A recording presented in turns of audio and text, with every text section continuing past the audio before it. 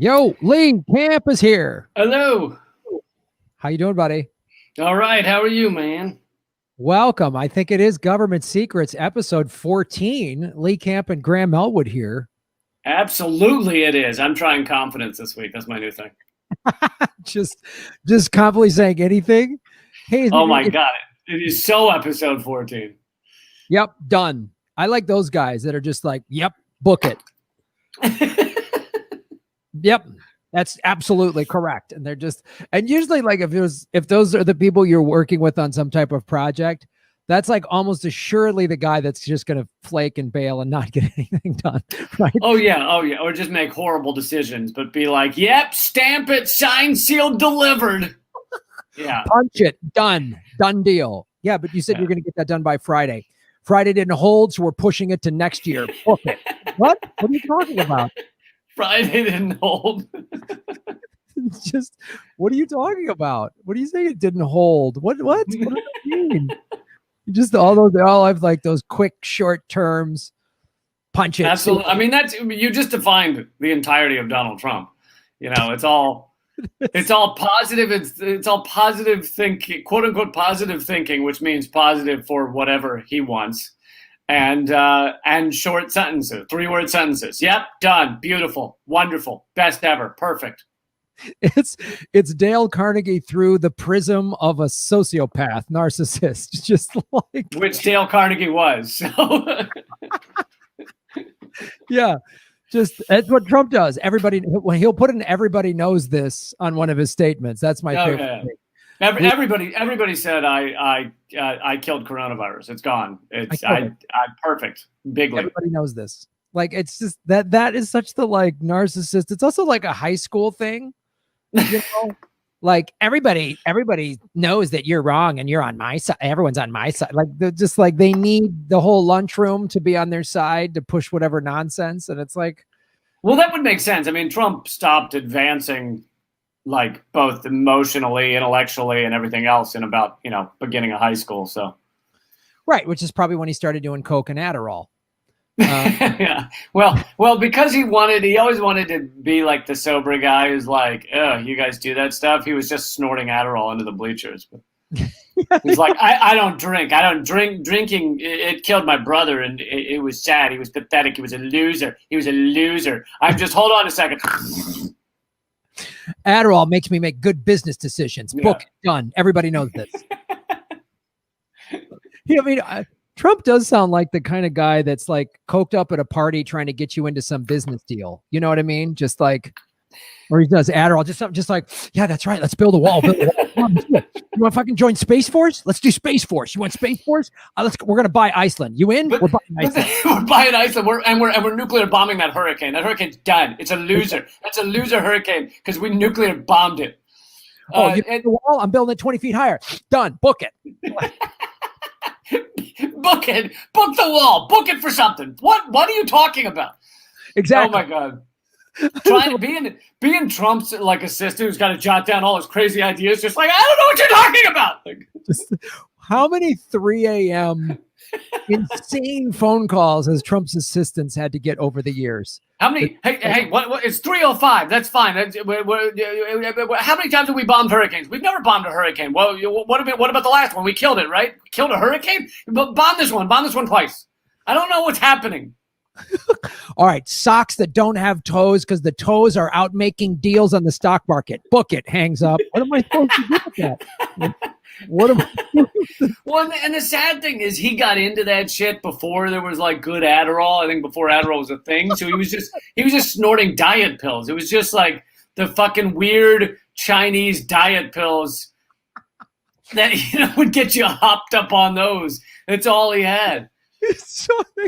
He was doing booty bumps of diet pills back in the early 80s. Weird Chinese diet pills. Actually, I saw them at Bonnaroo, I want to say, and oh my God, they were amazing. It's the best EDM show I've ever seen is weird Chinese diet pills. Just shuffle dancers on stage. Well, that's the tune he hears in his head. Everything he does, that's the backbeat. Yeah, when he's like, everybody knows this. I was the best. I was the best for the black community ever. Well, I mean, he is his own hype man. Basically, he in his brain he has 5 guys behind him going, "Yeah, boy! Oh, nailed it! Best ever!" He is. He. That's why he only all he's done for 4 years is go to have. I mean, he was having rallies after he became president because it's like you won. You don't need to campaign anymore because he just needs that. Like, that's right. Oh my God! I'm the best. That was some of the most bizarre shit. Where it's like, you've been in office 1 year. You spent most of it golfing. Maybe doing a rally for what is? Why don't you do some fucking work? Why don't you remember when his schedule came out after he'd been president like 9 months or a year, and it was just like all these massive blocks of like presidential private time, right? Private time. Yeah, it just said like private time, just endless. Like, and he was like, most of the presidents get up. Granted, they're doing it to destroy the world, but most presidents get up at like 6 a.m. to do their destroy the world work. And Trump would get up at 3 and tweet, and then use from like 6 a.m. to like noon for private time. Like, just Chinese diet pill time. That's what that was. That was just Chinese diet pill time. Oh, well, looks like Jimmy Dore is watching our show today. That's outstanding. Thanks, Jimmy, for tuning in today. Hey, Jimmy. What's up, buddy? All right. So, all right. I think we've hit it big. We got Jimmy as a viewer. Jimmy's watching. This Government Secrets is going to be huge now. What does that mean? I don't know if it's the same people I've met, or does that mean the guy that runs his webpage is tuned in? Yeah, if it was Jimmy, then the super chat would have some sort of sarcastic remark or talk about his Chinese diet pills that he does, or something like that. All right, so let's get into it. Government Secrets, episode 14.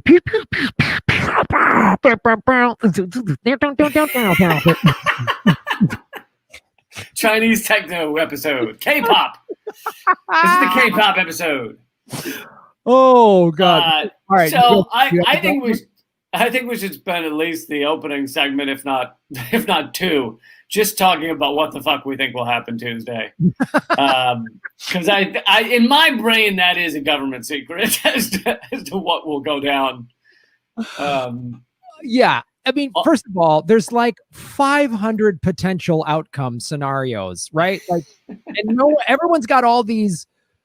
And every time some reasonable person that I like or respect says, well, this could happen, or they could be doing this, I always go, yeah, it might be. Yeah. Anything's possible. So what are your Chinese diet pill predictions for Tuesday? I think anthrax has been dusted on every touchscreen machine, and we're all dead. I'm excited for an Anthrax reboot. Anthrax reboot. Remix, yeah. Remix. You get both the toxin and the band in the same envelope. It's a vinyl they send out. So I did a live stream today where I talked about how, and this gets into the kind of government secret portion of it, which is our country is uniquely suited to create the brand of chaos that may happen on Tuesday. Oh. And for a multitude of reasons, but one of them is that, and there's a lot to explain, so I'm going to try and make it pretty succinct here, but our media is talking about how, like, there's a flood of mail-in voting, more than we've ever seen. Over 60, it's like 70% of the people who voted, of the number of people who voted last time, have already voted, have already sent in ballots. Like, it is crazy more voting than they're used to, meaning certain states are not going to be able to count this shit on the day of, and it's going to take several days. Now, if certain states announce their outcome on the day of, on Tuesday, then you could still kind of know that Biden is winning or whatever. Like if Biden were to win Florida, if they were to announce that on Tuesday, then the odds of Trump winning apparently are like less than 1% if he loses Florida. So something like that could happen. But exempting something like that, it will be some degree of confusion and chaos. Trump will announce he's won, no matter what the reality is. Trump will announce he's won unless it is a clear landslide against him. And even then, he might not announce he's won. But everybody knows this. Everybody knows I won. And the reason that's even possible is because you have pre-election. You have two kinds of crucial polling: pre-election polls and exit polls. In pre-election polls, because they've been off so much, so many years in a row in swing states, these polls are fucking off. And they're off not because the pollsters are bad, but because a crazy number of people have been purged from the voter rolls. So they think they're going to vote. So they're called by a pollster and they say, absolutely, I'm voting. And then they are unable to vote. And some of them don't even know they didn't vote because they're given a provisional ballot. So they think they voted and they did not vote. And that happens a lot too. Greg Palast is estimating that 16 million people have been purged going into this election. Millions upon millions of people, especially in swing states. And so those polls will be off by a lot, especially in swing states. And normally you could use those pre-election polls to point to and say, look, we know this election is not legit because look at these polls. But instead, we have been shown that they're wrong again and again and again because these people think they're voting and they're not allowed to vote. Because capitalism is a democracy problem, therefore it needs to suppress democracy. And so people of color mainly, and young people, but mostly people of color, are purged from the rolls. Then you have the exit polls.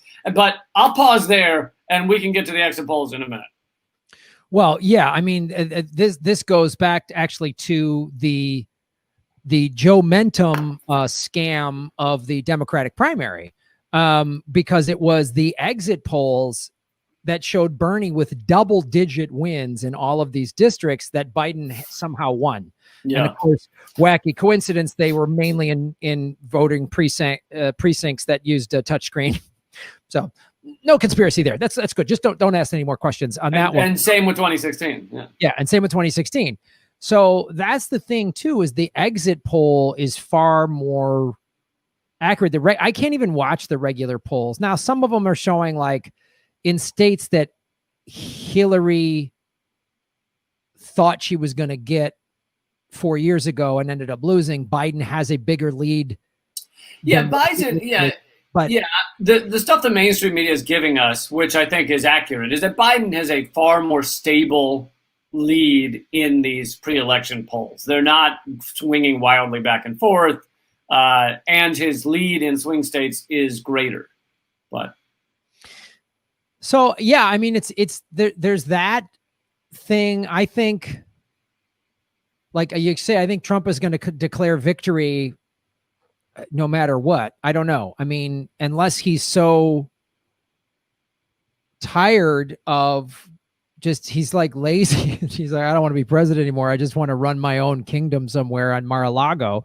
He might just go, yeah, I guess I lost. I don't know. Yeah, but the two things that I think stop him from that is, one, unlike most previous presidents, there is a slight risk that they could come after him legally for various crimes. Never the real crimes, never like war crimes, because that kind of shit they love doing. So they might come after him for some bullshit, like they tried to impeach him for the Ukraine shit, which is standard presidential corruption. Same shit Biden did as vice president.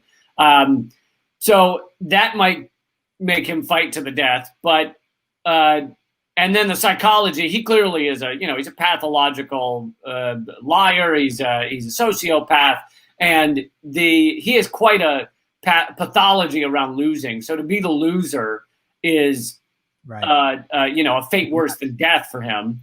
And then the final thing is that he does have hundreds of millions of whatever the technical terminology for pushback loans that have been delayed, that are due, hundreds of millions of dollars that he does not have at all.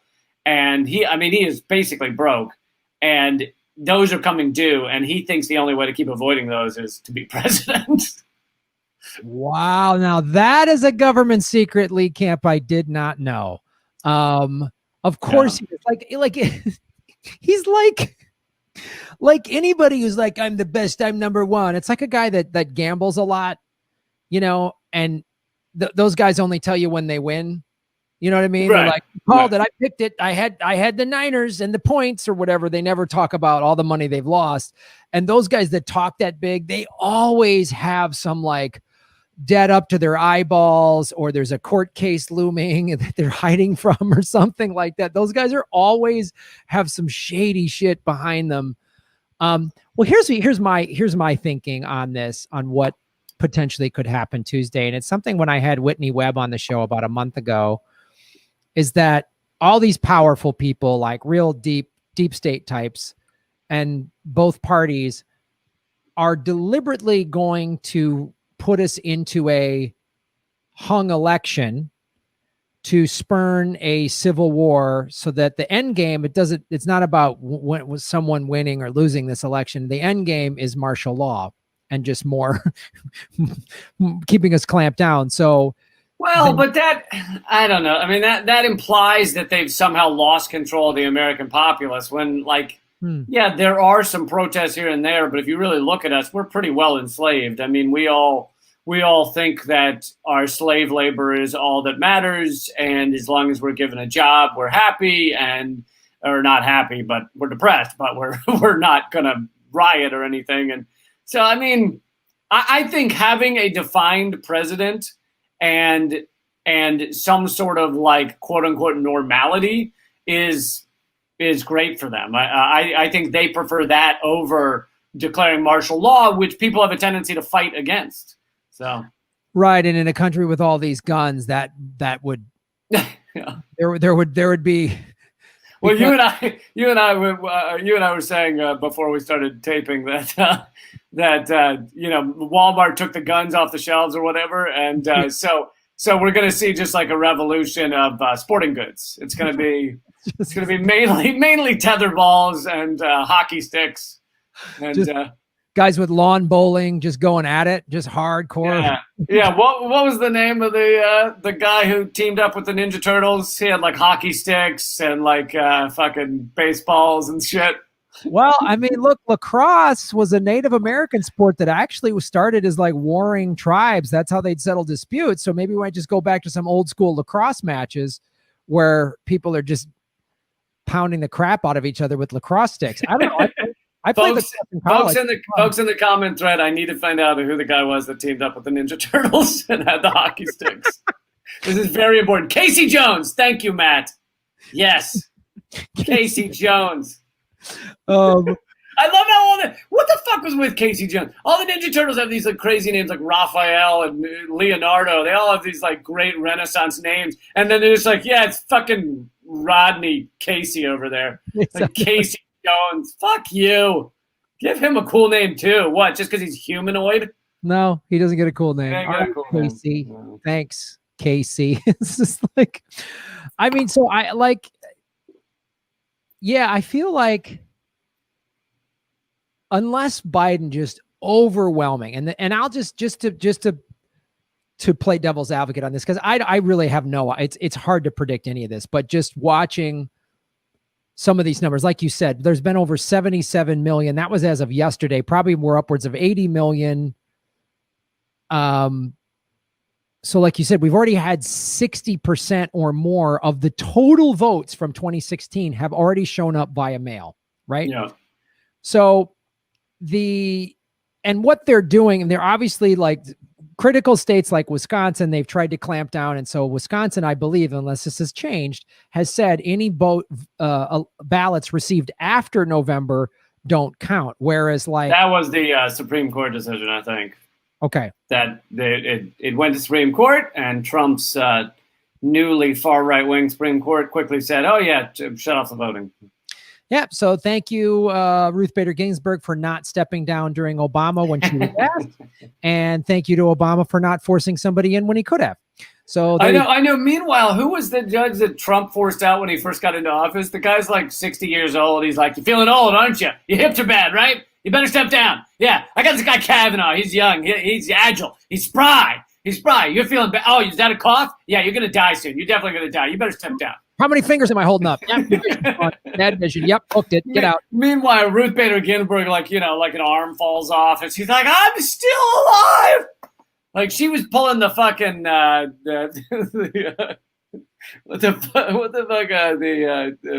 damn it, the Mike Myers movie, Austin Powers, where he's like, "I'm not dead yet." She was pulling the "I'm not dead yet." Yeah, so I think so. You've got these factors, and then I've watched some stuff of like a lot of since the Democratic Party. Starting with, I mean, clearly with the nomination of Joe Biden and the stealing it basically from Bernie, who was beating everybody, and then Bernie just quit. But the Democratic convention where they had all these Republicans speak, and in the debates where they're like, I'm not going to ban fracking. No, we're not going to do that Green New Deal. Hell no, we're not going to have Medicare for all. It was clearly, I was like, fighting over who's more right wing. Yeah, exactly. It was a Republican debate.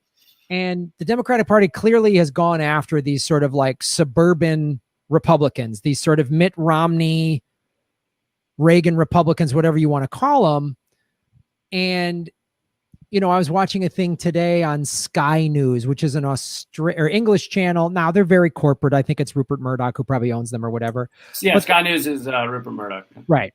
So they were interviewing all of these like basically suburban white women who are like doubling down on Biden, many of whom voted for Trump 4 years ago, many of whom, again, now this is the corporate media for sure, but I wonder, and you have to take that into account in the sense of like,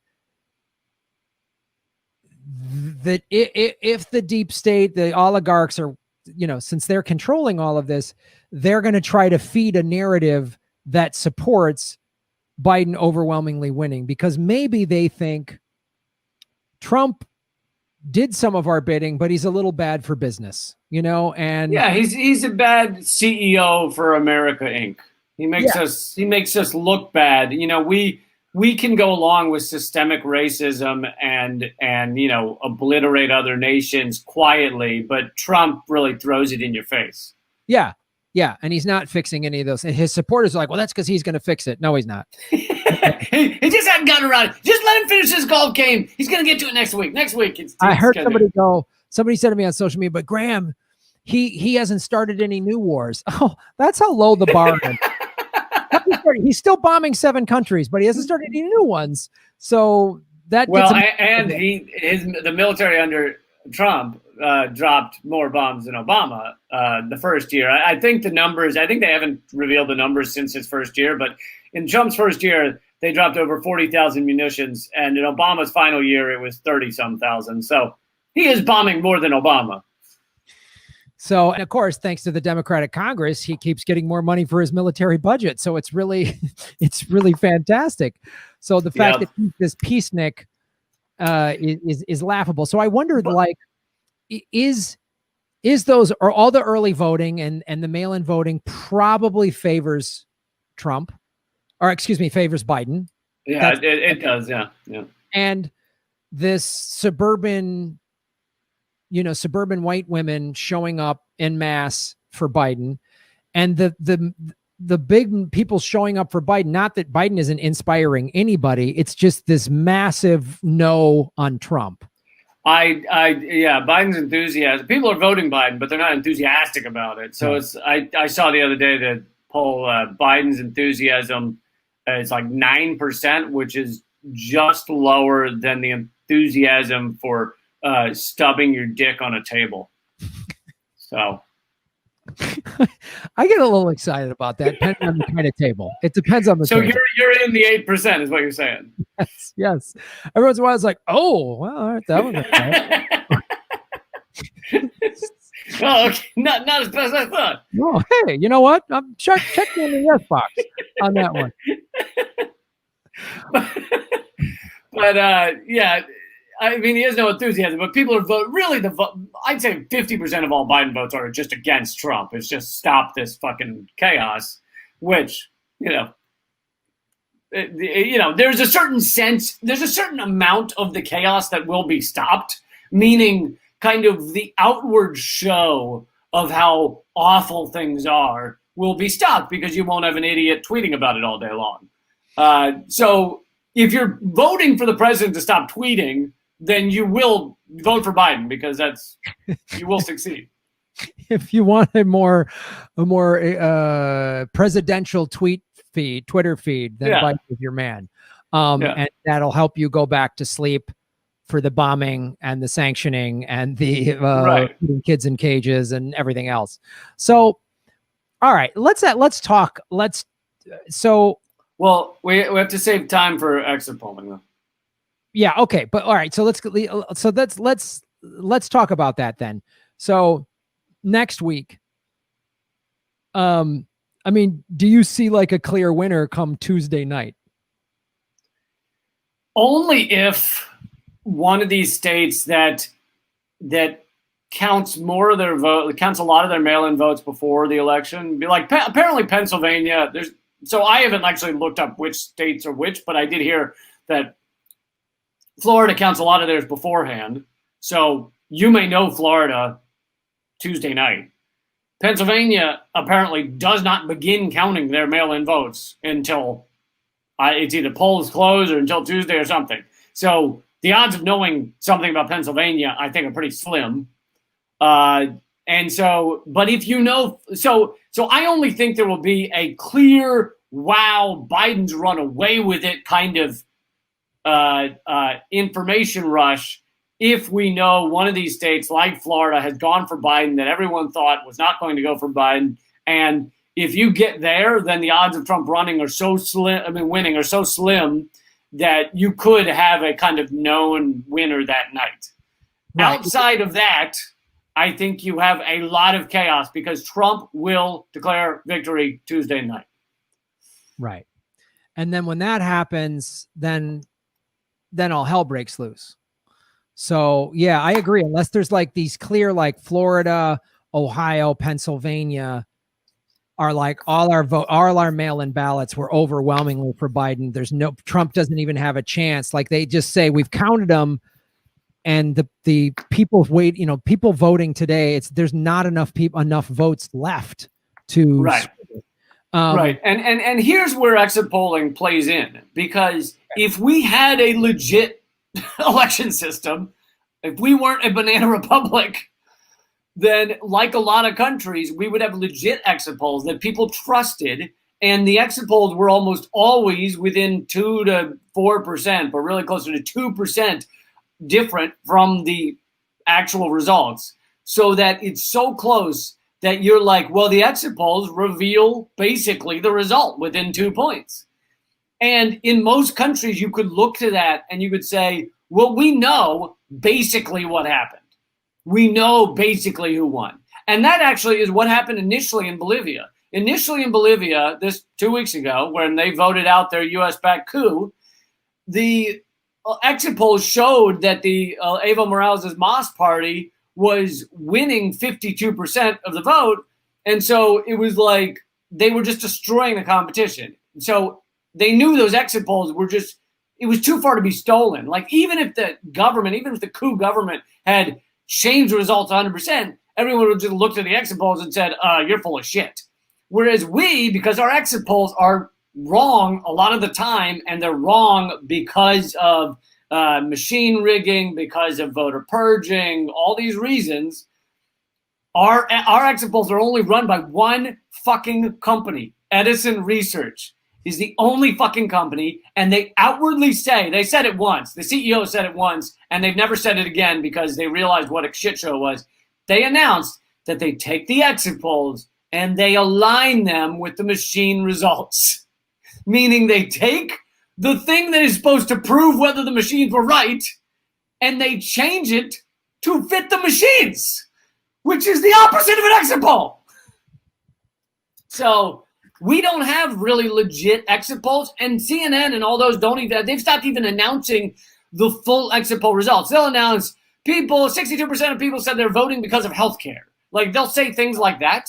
In the exit polls, they won't announce the full exit poll result because they know that we're fucking watching and we're flipping the fuck out.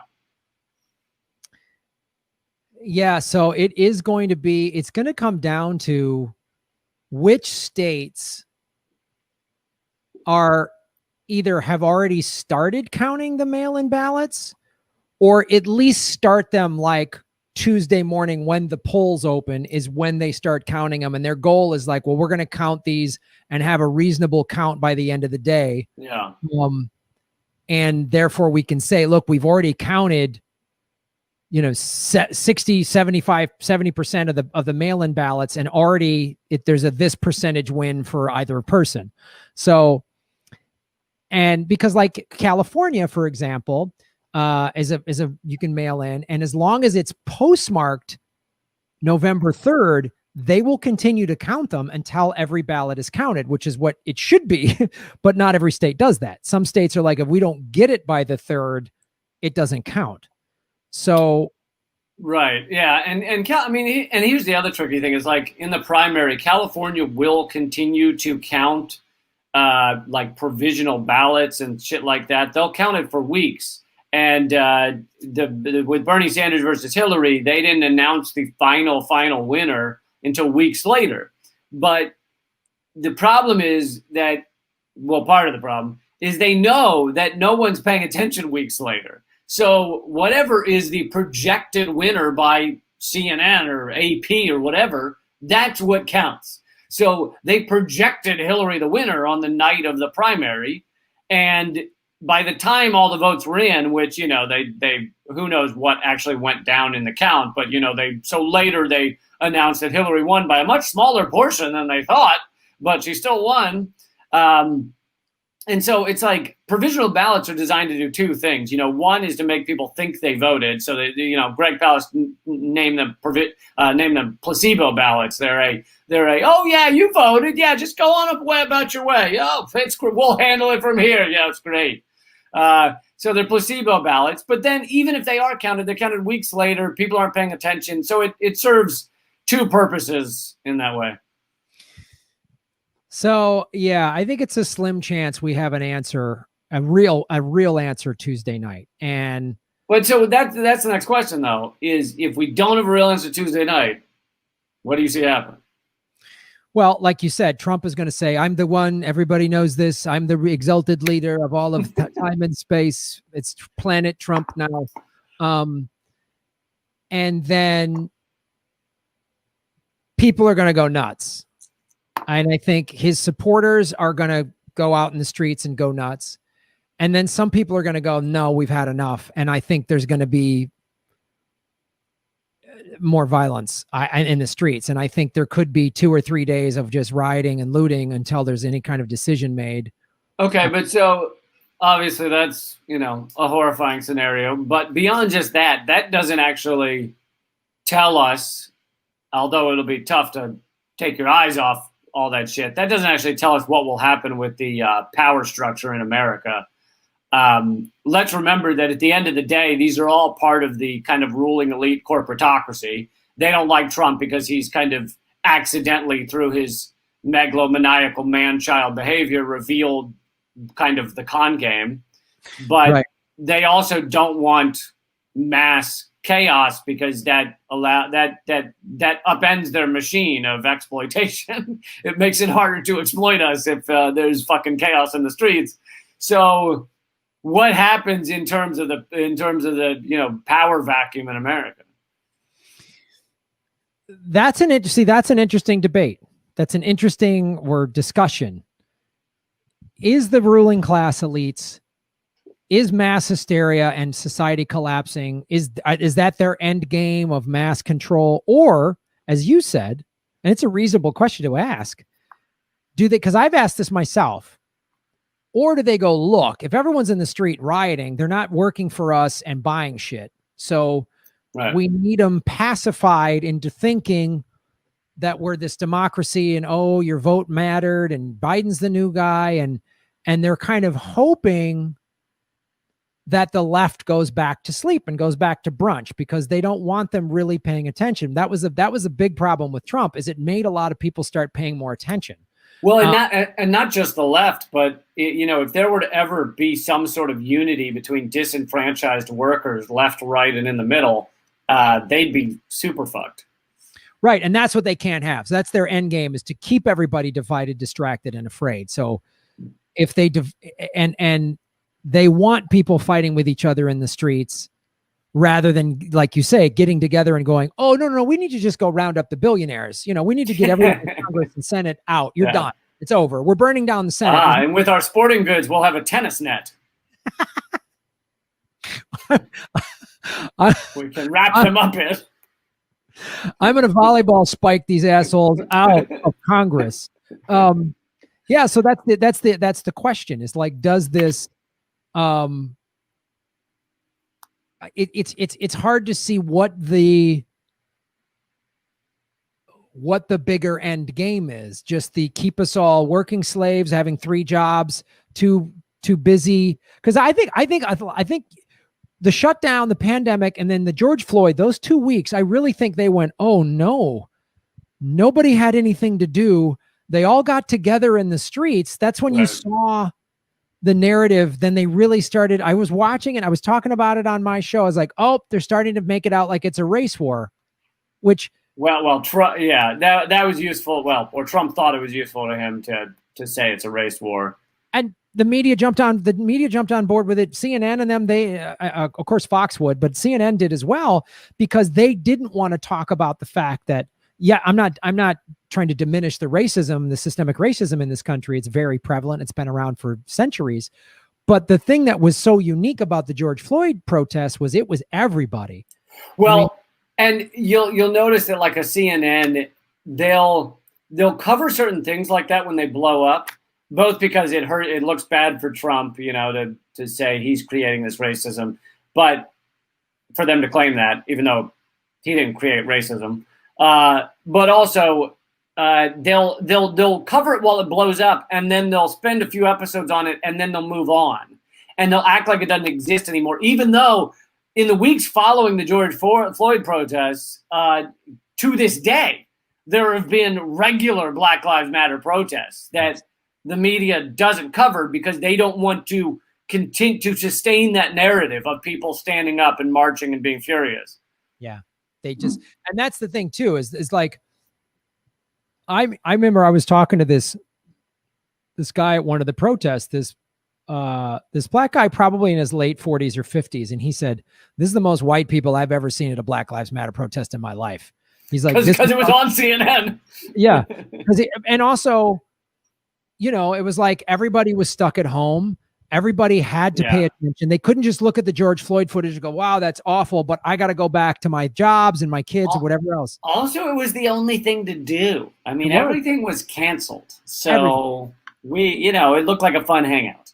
Yeah, well, that was part of it. Was like everyone's been isolated indoors. You know what? I'm going to put a mask on and go outside, and I actually together with people felt like, like this is. So I don't know, and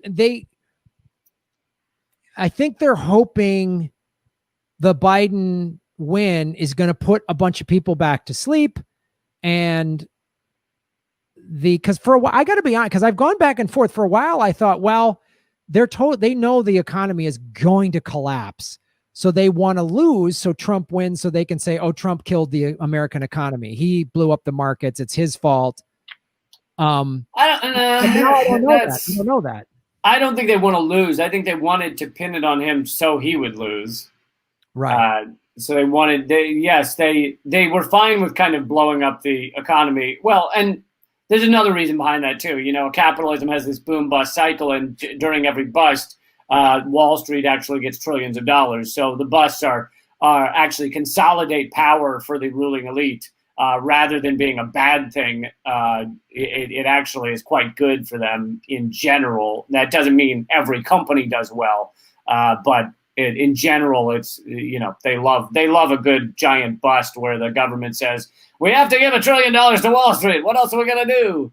Yeah. And in this case, they gave $4.25 trillion. So they've made their money in the stimulus, the first CARES Act, and I'm sure they'll get more in the subsequent ones. Who was the guy you think in Congress who said 4.26 is too much? Let's 4.25. Let's not go crazy. I'm sure that person, male or female, they're really fighting for us. Bringing it down to 4.25 from the 2.6. That was really fighting for the people. The working people. That's what they're fighting for. Okay, but Sorry, go ahead. I was just gonna say, I mean, yeah, I don't think we're gonna have an answer Tuesday night, and I hope I'm wrong. I hope it's overwhelming and it's done. But regardless, the economic collapse is coming, regardless of whoever is declared the winner, whether to declare Tuesday night or December or whatever. It's the economic collapse is coming, and that whoever's in the White House is going to have to deal with that. So, but I have like buckets of zombie repellent, so I think I'm going to be all right. Like the really good spray stuff, not that cheap stuff. The really good stuff. Get good zombie repellent. That's what we're saying. So I don't know. I don't know that we answered any question. We just put out various scenarios for Tuesday. I actually have even a scarier question. Okay, so let's say chaos happens Tuesday. Trump declares himself winner. Biden, the Democrats tend to, as with Al Gore, they tend to, after a few days of fight, just because they have the spine of an arthritic jellyfish, they tend to just back down and say, "Oh, okay, yeah, he's right, he won." But let's say that because of how toxic Trump has been to the ruling elite in terms of revealing the way the systems work accidentally, let's say that Biden doesn't cave. They count enough of the votes before the Supreme Court stops it that Biden won, and you still have Trump claiming victory because he's claiming that it's all a fraud. Who does the military side with? Because in a lot of countries, it does come down to where the military is going to go. Now, I don't think the Democrats would push it to that because, like I said, this is all the business community. This is the business community fighting amongst themselves, really. So they wouldn't push it to that, but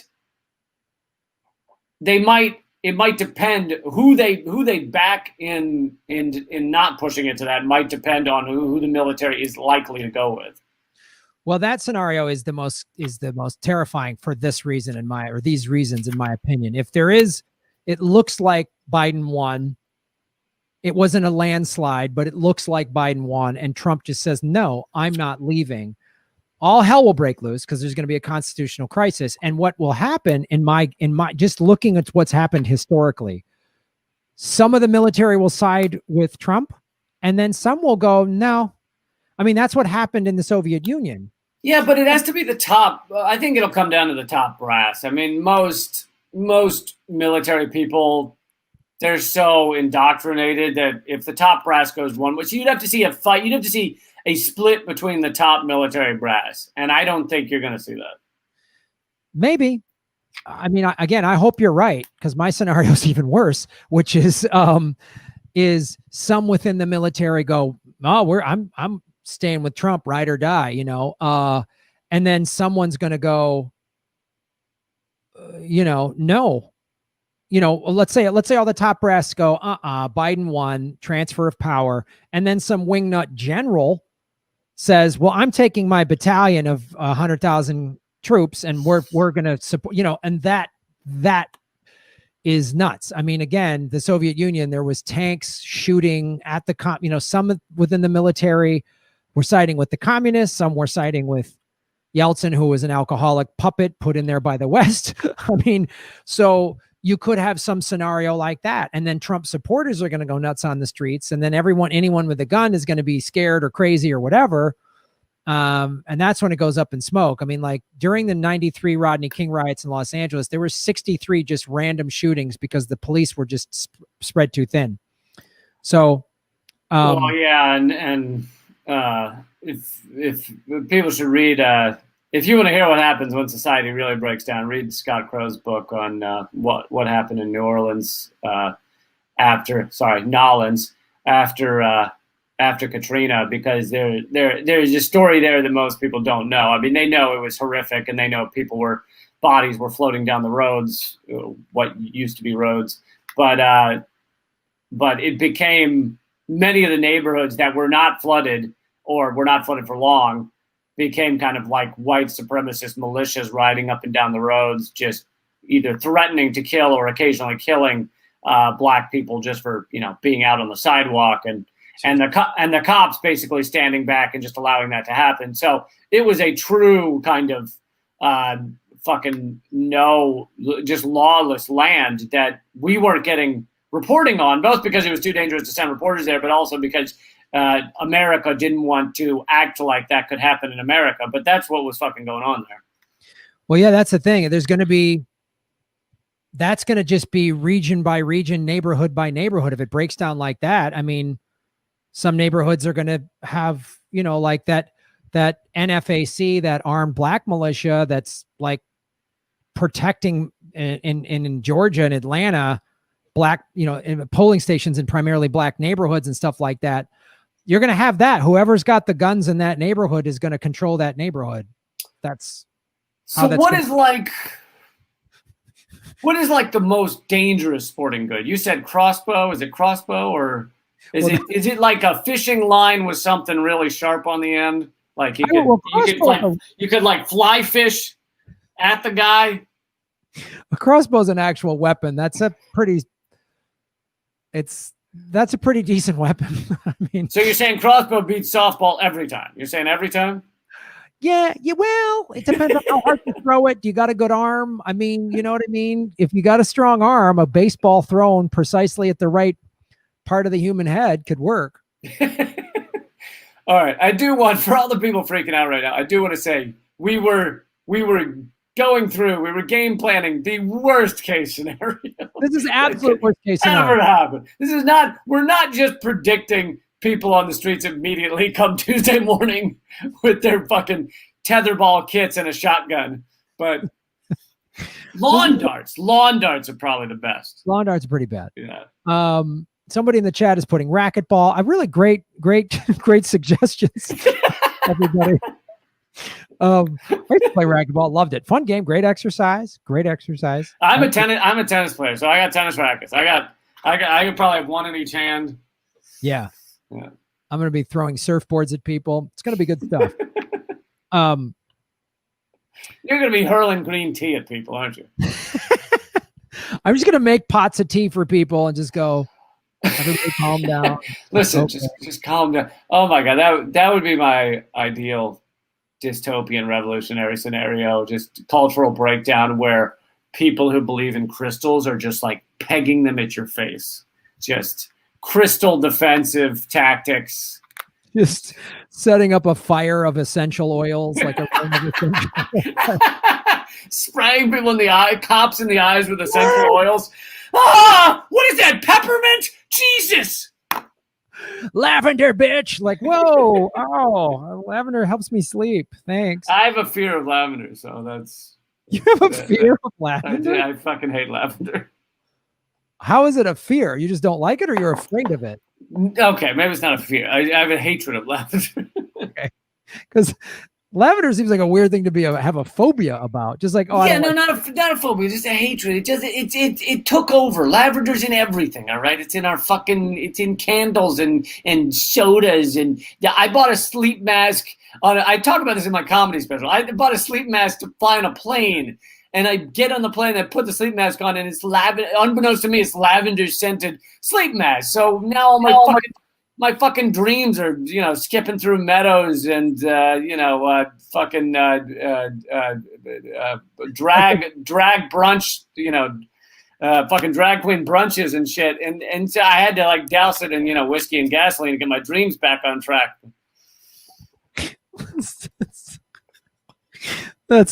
I like how skipping through a field is just a horrific nightmare for you. It's like, oh my God, my brain has been hijacked. Well, you'll be skipping all day. Come on, you'll sprain a hammy.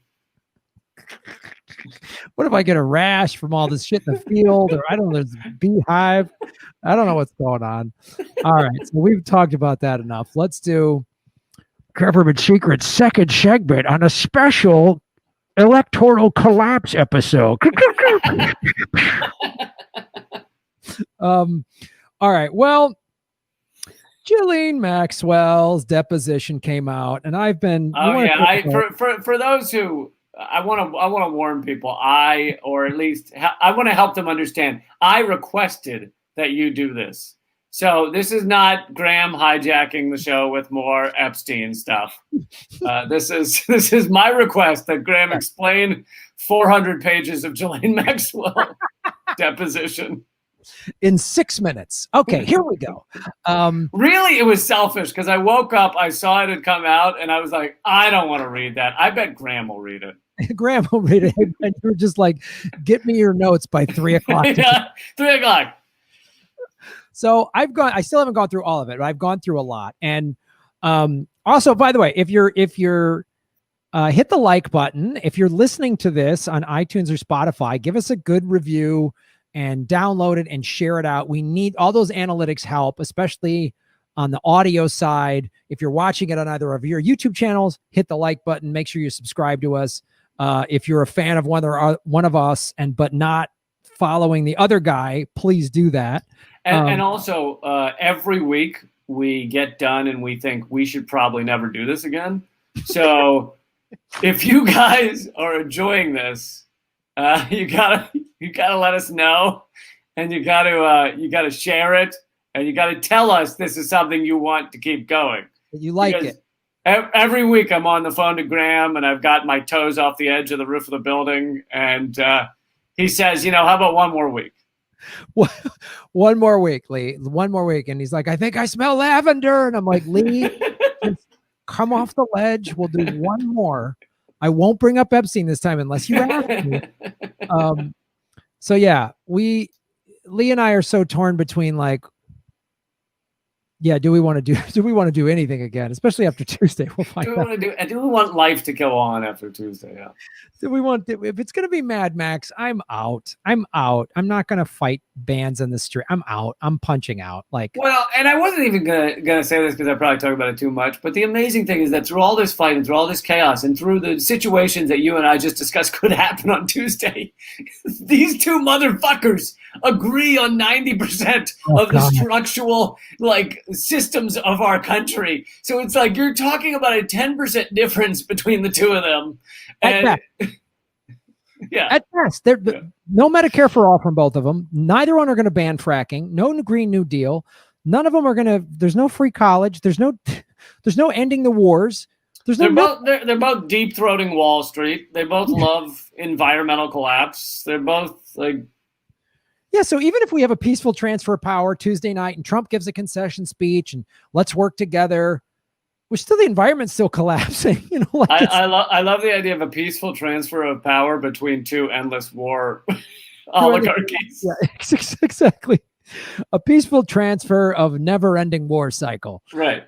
I'll hand off the automatic rifle from me to you. A peaceful transfer of a fascist jackboot national police force. A peaceful transfer of a homeless problem nobody cares about who's in power.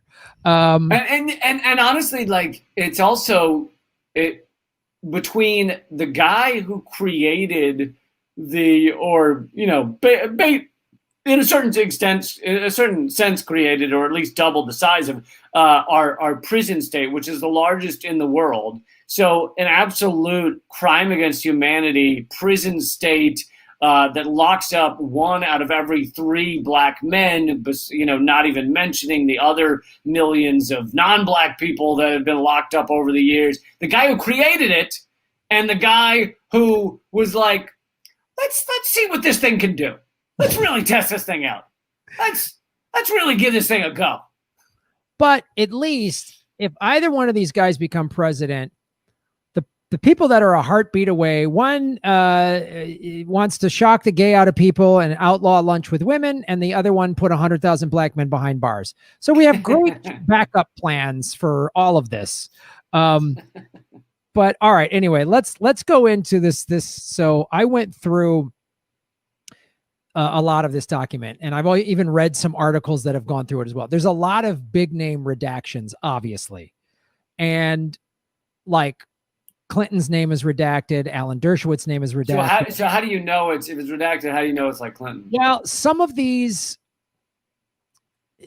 and again, it kind of falls down to the investigative work of some journalists who are like, he's mentioned here for just an innocuous reason,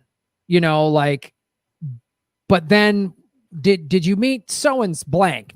Was blank on the blank? And they somehow connect and say, it looks like it's this person. Right. Or somebody's listed in it, in some innocuous way. And then when their name comes up again, it's blanked out. So you can kind of that happens a lot. Blank is the son of the Queen of England, that kind of thing. Was President blank on the 20 blank times?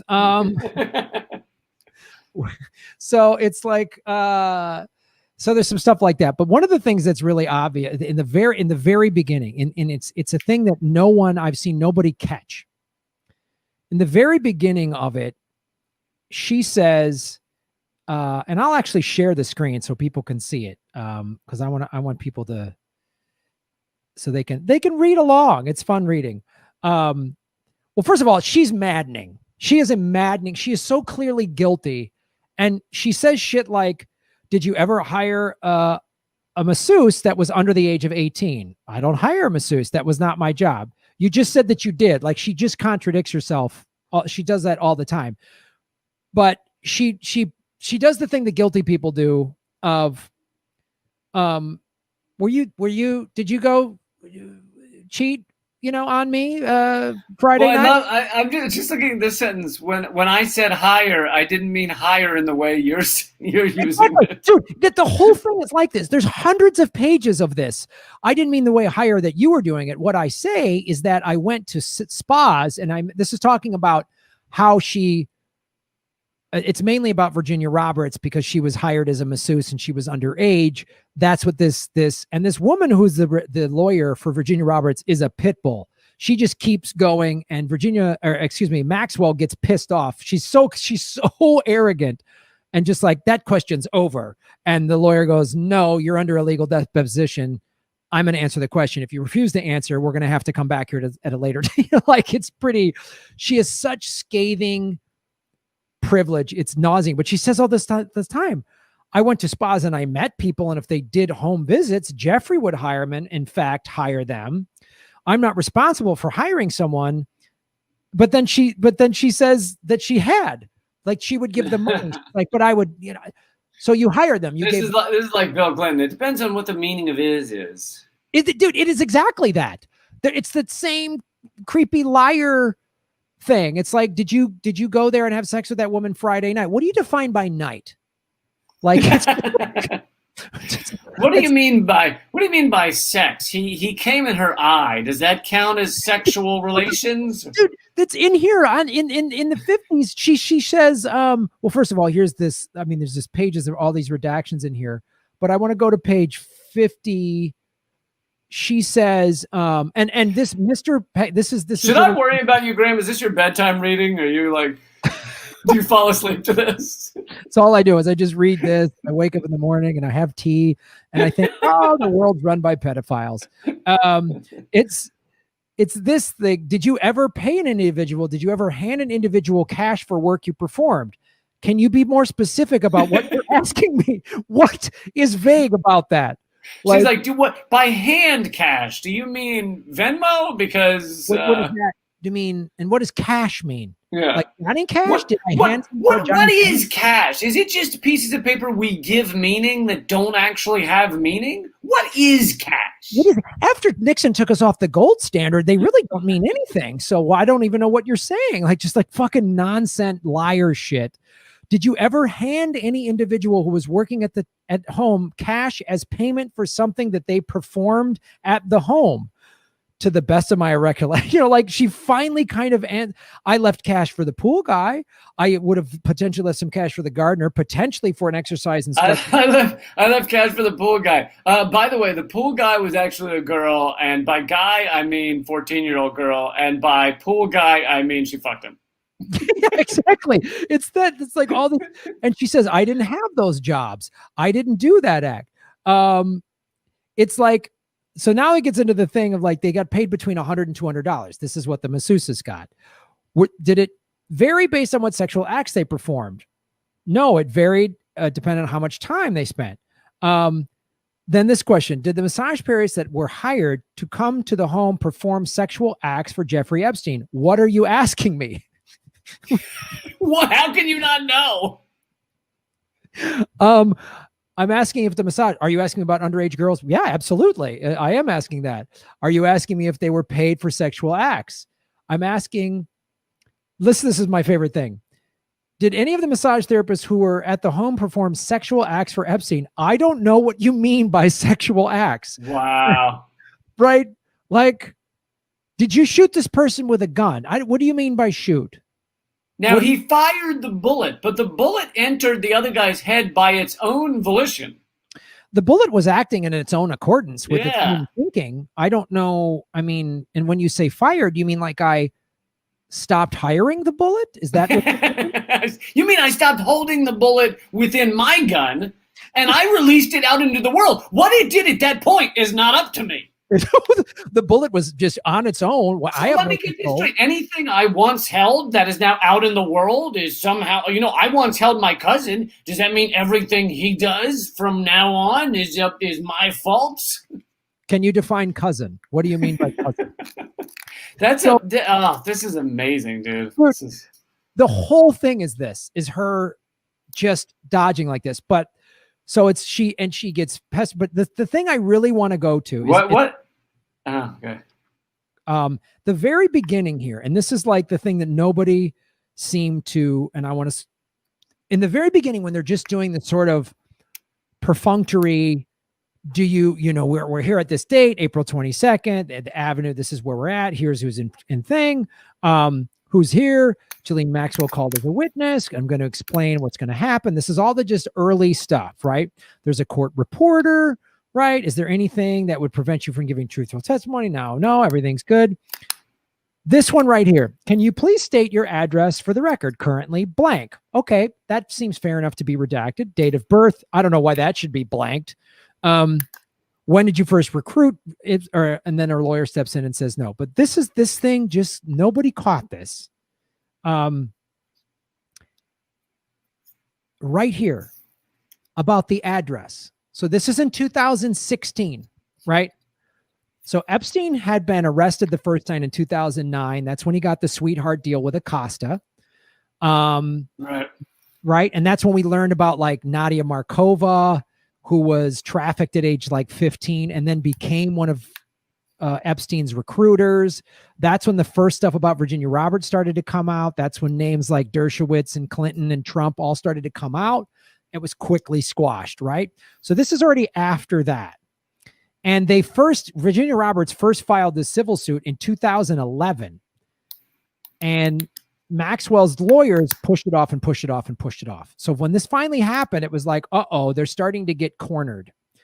I would like to clarify the address. I'm in the process of selling the house. So while I've still received mail there, it's not my actual physical address. Oh, okay. That's a fair thing to say. It's in the process of being sold. It still requires some final paperwork to be done. So just for the purposes of clarity, do you have a new address where you'll be living? I do not. That right there said to me that Maxwell knew it was starting to come down. And she said, I don't have a forwarding address. Can you tell me a rich person that doesn't have an address somewhere, right, give if they're selling one of their houses? They can't list well, actually just list the house in Vale or the south of France or this asshole's yacht. She said, I do not. And that's when she started to slowly disappear. That's when we started to see less and less of her. That's when too, in 2017-ish, she got rid of her maybe it was 2018. She had that fucking, environmental foundation or something? Yeah, a Save the Ocean Foundation. And one of the things in that foundation that she scrubbed from the internet, but of course the internet never forgets, is we're helping young people, young women in ages, 13 to 15 get empowered about saving the ocean. So it was like, you used your foundation to snatch up girls in addition to the modeling scam that you did with Les Wexner, who Maria Farmer, who was an Epstein victim, said Les Wexner was the head of the of the snake in North America. And that's the thing. She knew she was going on the run. That's why she was selling and liquidating stuff. And Maria Farmer said Epstein was middle management, right? And Les Wexner was the head of the North American snake. And she goes, you have no idea. There's heads in each like continent. So. And this is, I mean, the thing about Les Wexner, like the fact that he is the head of one of the largest companies in America that everyone knows, Victoria's Secret, is like, it's like he was out in the fucking broad daylight about, like, I mean, this is barely a secret. He's fucking filming commercials with 15-year-old girls in underwear. Yeah. And it's such a great recruiting tool. Hey, 14-year-old girl, do you want to be a Victoria's Secret model when you get older? We'll recruit and train you. Yeah. We'll teach you how to rock the runway. So that's what they do. And especially, oh, you're from a family that doesn't have a lot of money. Well, we'll give your family 50 grand and you can come fly. I mean, that's one of the things Epstein laughed about was like in France, families would, he goes, man, everyone's got a price. They would just, I'd pay them and they'd send their daughters over with me for model training and he'd laugh about it. And so if Maria Farmer's correct, which I believe that she is, so if Les Wexner is the head of the snake and Epstein kept getting busted, this is what the mob does. When a middle management guy starts getting arrested too much and causing too many problems, they can cover up one trial, but a second one. So that's why Epstein hangs himself with a paper t-shirt. And Maxwell is like aware of this in 2016 and says, I don't have a forwarding address. And she knows she's hoping that the powerful are going to bail her out again. And they're kind of not a little bit. Well, and it serves two purposes. One is if she were to give an address, now that's a new thing they can that they can grab up as an asset and sell off to give victims money or something. So basically take from her. But also, if she thinks she's going to be assassinated, then giving an address is not a good idea. Yeah, absolutely. It's two things. So it was probably a third thing too. So there's the hiding the assets. So getting everything out of their names. So you can't come seize my assets. And then I don't want the people that I work for, the real powerful people, to come kill me. And third, I don't want to give an access where all my hard drives with all my leverage evidence are stored. Right. Like that's the thing. When she first got arrested over the summer was, people close to her were like, she has like what's the term? Not a kill switch, but like she has a kill switch. Yeah. Yeah. Yeah. That's like, if she goes down, this goes out. Dead man's something. Something, yeah. Right? Basically, a bunch of really like videos and damning evidence of very, very powerful people. So she's like, if something happens to me, this goes out. So you better make sure that I'm safe. And right. I bet you people in power are like, let's push the trial off for a year to give us time to find these hard drives, and then we can kill her. So right. That's my government secret on this light reading that I've been doing the last week. Light reading. Yeah. Light reading. Well, I look forward to the pop-up version you were getting ready to make. So it's like, Graham, why do you meditate and surf and all that? Because when I read about this stuff, I have no faith in the human race. So I need to go out and catch some waves and eat some nice food and go to a farmer's market or something and think, honestly, that at the end of the day, listen, you riot for part of Tuesday, but the other part, go to a farmer's market, get an apple, like a fresh apple, maybe some wheatgrass. Yes, and leafy greens and B12. Fresh leafy greens are good to fight battle depression. So when you're feeling down about a global sex trafficking ring run by the most powerful people in the world and the collapse of society, have a salad. Have a salad at the end of the day. I feel like I should make a song like, in the world collapse, have a salad. You're watching. When you're reading about people raping children, have a salad. Have a salad. You feel like you can't stop these awful people, have a salad. Like it's... So that's where we're at. So that's my government secret, folks. I think. Do you have another one? Or are we good? I think we're good for this episode. I do have one, but it's timeless. We'll save it for next week. So. Oh, I love a timeless. Yeah. Don't you love that our CIA and our government have assassinated and killed and attacked so many people that I'm like, you will talk about it next week. Lee, we could do this show for 100 years and never run out of CIA, NSA, evil shit. Like we could do this show and never run out. All right. Well, where can people watch and follow you, Lee Camp? Yeah, all my stuff's at leecamp.com. That's probably the easiest place to go and learn about it all. I have a TV show called Redacted Tonight. A new episode just came out for tonight. And I have other podcasts, one called Common Censored and one called Moment of Clarity. And do a lot of web videos and everything. But the easiest thing to remember is leecamp.com. Cool. And if you're out there, if you're listening to this, please positive reviews in iTunes and Spotify.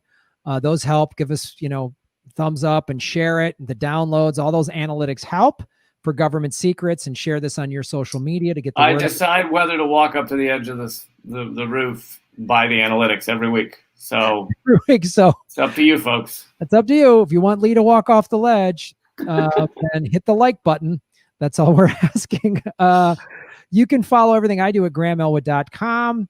I have my YouTube show, Political Vigilante. I go live 4 or 5 days a week. I'm also on rockfin.com/GrahamElwood, which is a blockchain cryptocurrency platform. I have a Patreon. A lot of great ways to support what I'm doing, and follow me at Graham Elwood. I'm going to be doing more live Zoom comedy shows with Ron Placone. So check all that out, ladies and gentlemen. And remember, government secrets. End of episode. That's good, right? I can't believe you don't have more voiceover work. I know. You think I would. I think just be like a voiceover. I had a voiceover agent for a long time, and I finally booked something, and then I was going to Iraq to do USO shows, and they got mad and fired me because I couldn't do it. That's Hollywood. I did like one voiceover back when I was like 24 or something. Nice. So I'm huge in the voiceover world. So let's have one thing. I'm known as a guy that quit while he quit while he was ahead. He did that one commercial, he blew everyone away, and then he just said, "I'm out." Well, cool, dude. I'm gonna go live for Political Vigilante Tuesday during the election, probably late in the day. If you got the time and want to come on, I'll text you if you want to do that. Yeah, text me about it. I'm going. I probably should have said this, but I'm going live stream at 7:30 p.m. Eastern for an hour. So just an hour. YouTube.com/Moment of Clarity. But I'd love to join you earlier. Okay. Cool. Well, we'll see you on election day, buddy. Get your sporting goods all polished up. Will do. Later, man. All right, buddy. Bye.